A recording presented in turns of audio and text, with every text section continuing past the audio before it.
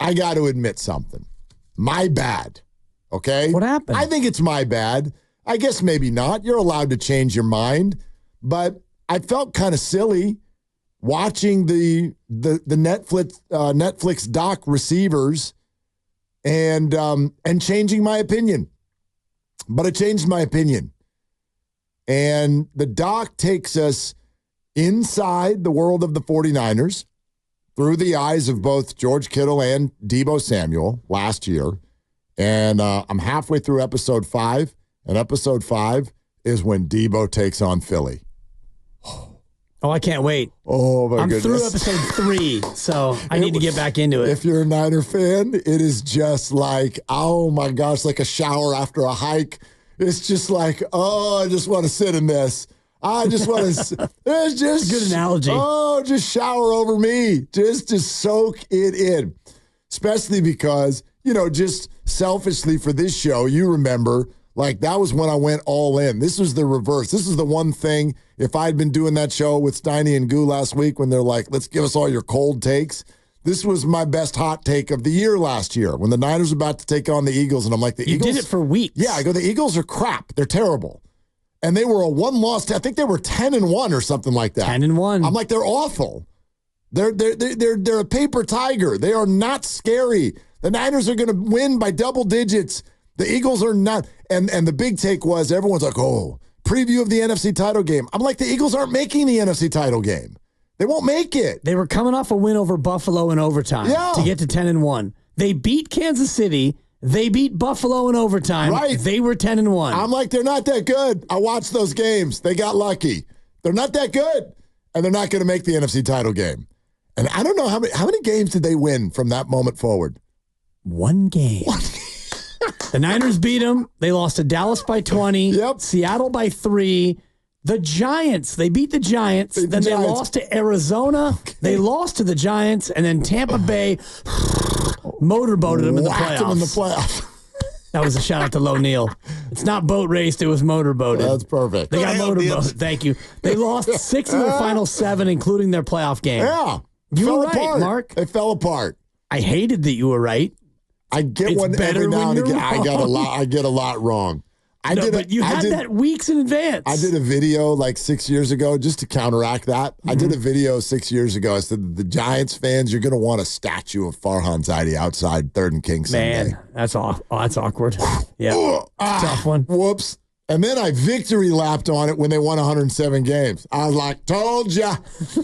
Told ya. You're going to love Farhan. Well, okay. Maybe not. So. Deebo, 3 touchdowns in that game. He was incredible. 12-yard rush.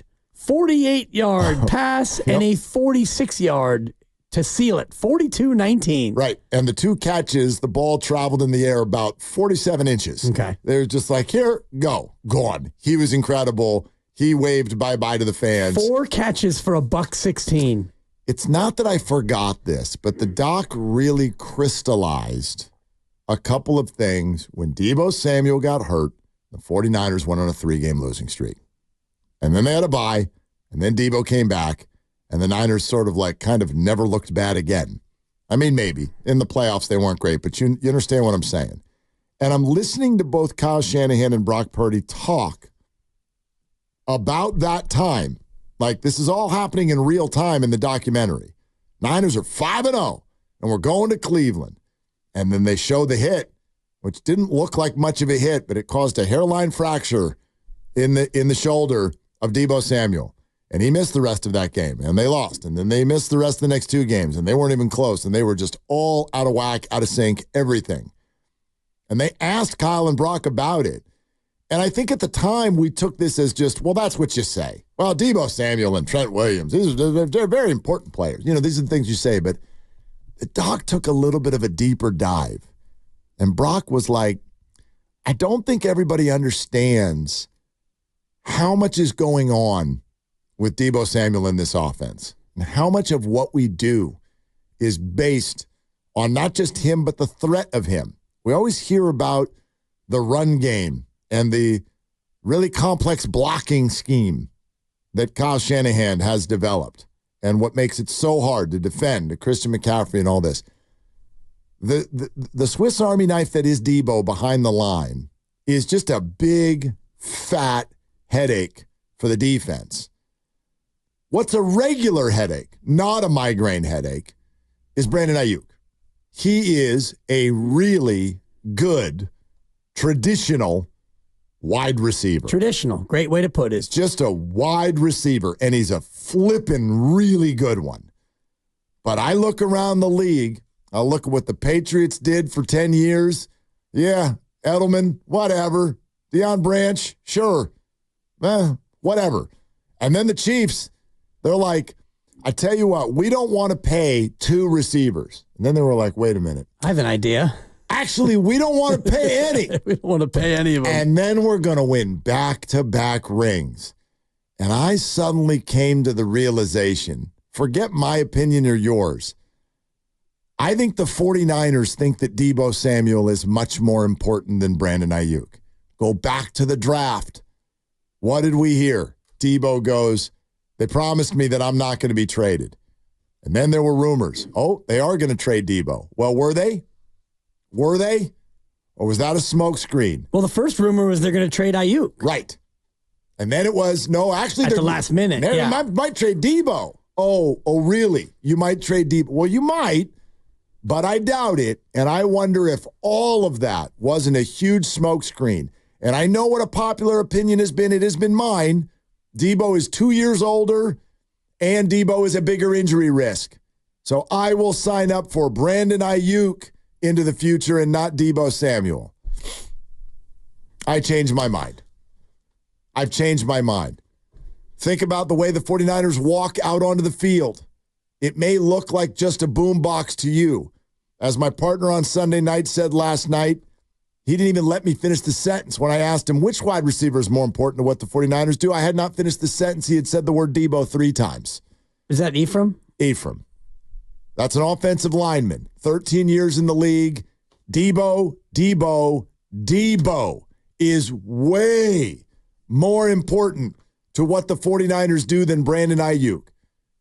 That was his opinion. But if you look at, you know what he called him? He goes, you want to know why he's so important? Forget all the behind the line of scrimmage. And yeah, that's all true. Guess what else he is? So he's a tone setter. Tone setter for this organization. That whole group does not function the same way without the tone that he sets. And think, who comes out with the boombox? It's Deebo and Trent. It's Trent. And who was gone for 3 games last year? Deebo and Trent. And the whole team was like, we don't know what to do. 17 points in 3 consecutive games. Couldn't function anymore. Right. I don't know, man. I look at all that, and I think that the 49ers, maybe this whole thing is a little bit of a smokescreen. And when Brandon says on TikTok, they told me that they don't want me, I don't think they said it that way, but maybe they did kind of say it. Maybe they did kind of say it. And who do you think Ricky Pearsall was drafted to replace? Not Deebo. And Uncle Looney on the YouTube feed with a great comp in terms of impact, and it's Draymond. So if you think about what they've always said about Draymond, you get rid of Draymond Green, what's the first thing you do? Looking for another Draymond Green. Looking for another Draymond Green. I thought that's a great point by Looney. I thought this exact same thing on the way here. So if you're looking to replace Brandon Aiyuk, you're looking to find a really good receiver who can run routes and block, catch the ball, and just be a really good wide receiver, which is not easy to do. But if you're going to replace Deebo Samuel, you're replacing somebody who can be a running back, be a wide receiver, run the jet sweep, block for you, carry the boom box, be physical, be the tone setter. It's a lot harder to replace Deebo Samuel, not only the person and the rugged football player, but also what he does on the field. And if you think about Shanahan and everything that we look at when we talk about why he is a genius, it's formation, it's pre-snap motion, it's the ability to move McCaffrey here, Deebo there, Juszczyk can go be a tight end, he can be a fullback. It's the multitude of personnel packages and looks he can give you, and that's what Deebo is the best at because he can play in so many different facets. I promised you something from Mike Florio, and he was on with the roast earlier today, and I heard this sound on Steiny and Goo driving around today, and I was like, oh my God, Florio, that's a terrible opinion. It's entitled to it. I think Mike does a really good job, but I often differ with his take, so this was no surprise. But listen to this now. He was asked what held up Brandon Aiyuk trade talks before the draft. I think it was the trade compensation that ultimately kept it from happening, that no one offered enough to get the 49ers to pull the trigger. And I don't know whether or not this is a situation where the 49ers had their bluff called by Brandon Aiyuk's camp, because this didn't happen as a result of Aiyuk wanting to be traded. That happened recently with the formal request to be traded. Back before the draft, it was he wanted to be paid a certain amount of money. The 49ers didn't want to pay it. And at some point, it was decided, let's see if someone else will pay him what the 49ers won't. The 49ers authorized that effort, and they found out that there were 5 teams that were willing to pay the 49ers, or to pay Aiyuk, what the 49ers wouldn't pay him. And, at some point, you got to wake up if you're Jed York or Parag Marathe or John Lynch, whoever's got the fingers on the purse strings. If there are 5 other teams that recognize the value in Brandon Aiyuk to the point where they'll pay him what the 49ers won't and give something up to get him, even if it wasn't sufficient to get the deal done. At some point, you got to look at that and go, yeah, we should probably just pay this guy what he wants, because other teams view him with more value than we do. Ha! What? Did you hear the words that just came out of your mouth, Mike? Other teams value him more than the 49ers do. I'm a company, and because some other companies think this, we should just do it. What? That is absolutely banana-brained, if you ask me. They've got nothing to do with what's going on here. Their cap situation's different. Their needs are different. Their offense is different. They're this, they're that, they're other. It's all different. At some point, the Niners are supposed to wake up and look at the landscape, and because other people are willing to do potentially stupid things, we should too? That's the old jump off of a bridge idea. Well, why'd you jump off a bridge? I don't know. Bob did, so I did too. I mean, especially when you have the player under team control. If you want to skip ahead to next year, and if a team offers him $30 million a year, and you think, man, we really want to keep Brandon Aiyuk, maybe we need to pay him $30 to keep him. At that point, maybe you have to do something uncomfortable or something you don't want to do. But right now, you've got him for 14.1 and a franchise tag if you want to use it. I don't think that they will, but right now they don't have to do what Mike Florio is intimating. Well, and by the way, I'd argue they can't and shouldn't. People look at this right now and go, oh gosh, the Niners are still $30-something million under the cap. Well, guess what they are next year? Already $30-something million over the cap. And that carries forward, does it not? And they haven't extended Brock Purdy yet. Correct. So if you Which won't land next year either. Correct, but it will after that. And if you go ahead and sign up for Brandon Aiyuk and wide receiver money right now, you're putting yourself in a hellacious hole. I don't think that many Niner fans have really thought about, if they extend Aiyuk, what that means in terms of the list of players that means the Niners will cut at the end of the year. I want you to think about it that way. Oh, just sign him. We like him. Okay. Now I'm going to give you the list of 7 players who you also like who are gone. Gone. Mooney Ward for sure. Gone. Deebo Samuel probably gone. Yeah. Possibly George Kittle. And more. Don't stop there. Keep going. You know what that makes this year then? Super Bowl or bust, Mark. Super Bowl or bust it up. Yeah. I'm starting to plant that seed early. I'd like to change it to Super Bowl and bust.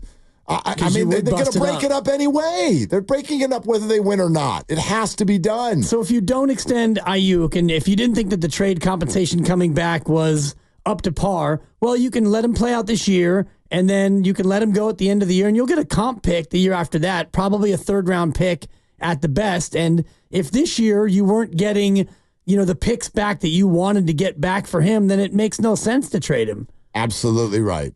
And you probably were asking for a 1st and a 2nd in this year's draft. At least a 1st. They didn't. It sounds to me like nobody offered them a 1st, and the Niners were like, "He's a 1st."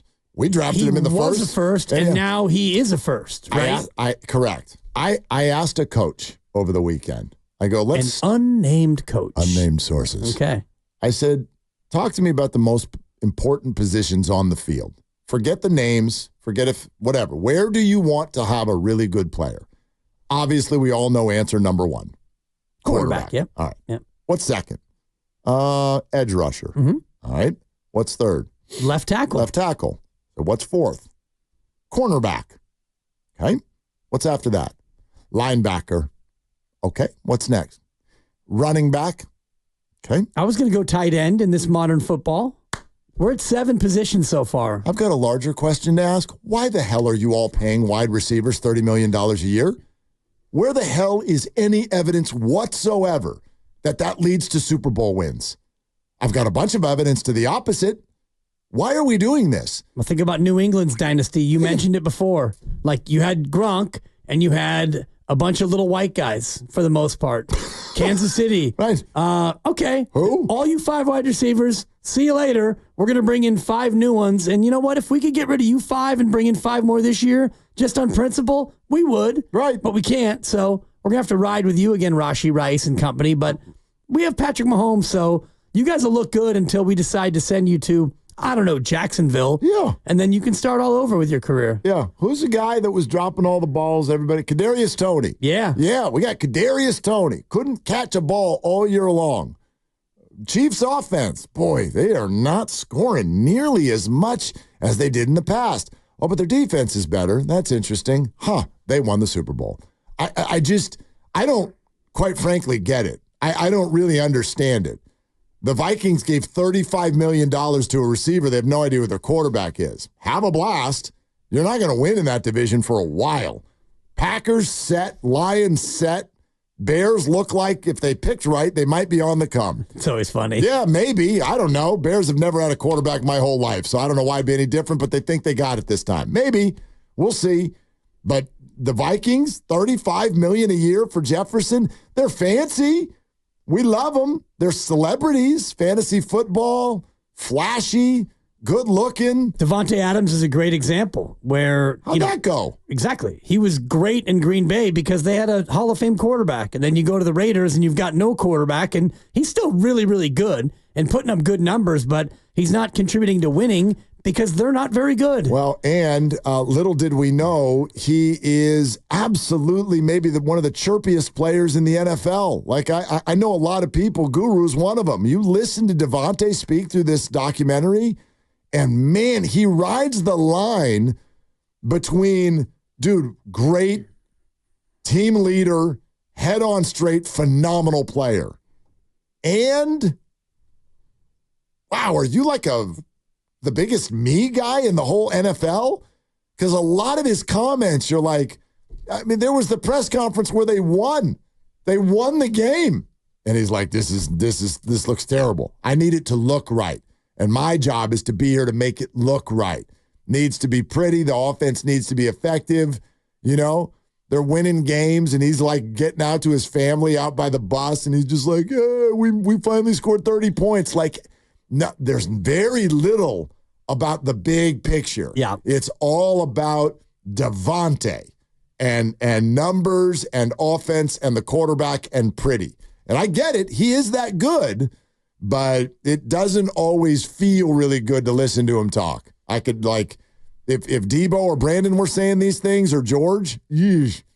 Part of that's a culture thing. Part of it. Because the culture. And the situation. Right. The culture in that situation is not like this one, which is why, interesting that your opinions change with the receivers, Doc, because Deebo and Kittle are both coming across really, really good. So good. And it's partly because of the culture, but it's also because that's a winning team. So it's a little bit easier to be in the right frame of mind when you're out there winning games. Let's go to the phones real quick here. 888-957-9570, Michael in Santa Clara. Hey, Michael, what's up? Gentlemen, first off, I'm on cloud 9 since last week. Just celebrated my 40th. Just found out I'm going to be a girl dad as of yesterday, so I'm on cloud 9 right now. Nice, Michael. Hey, congratulations, Welcome to the Michael. club. It's incredible. Yeah, thank you, guys. Thank you. Look, the reason I called in was because of the fact, one, I'm about to start episode 7. I'm glad my wife is in a meeting right now because she's on episode 5 with me, technically, but I started ahead of her.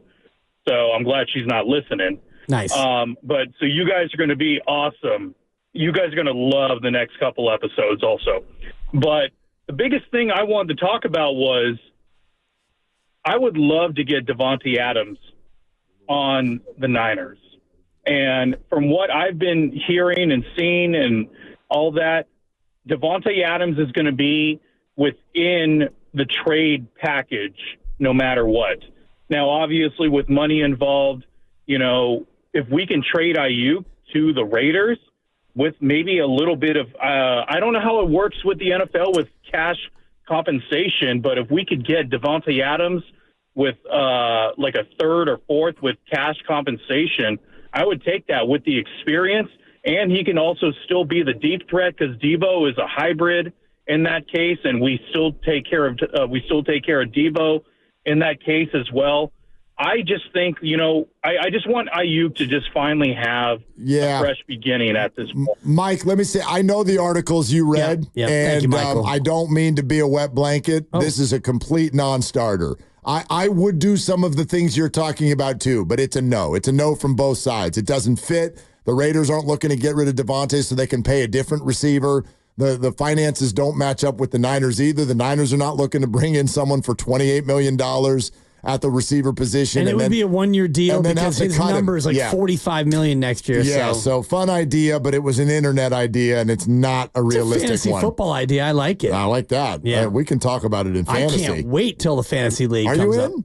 I'm going back and forth on it, Mark. I knew it. You're such a... I'm so conflicted. You know what? You're such a big statement, but no payoff. You were out. I was so out. All right, hold tight.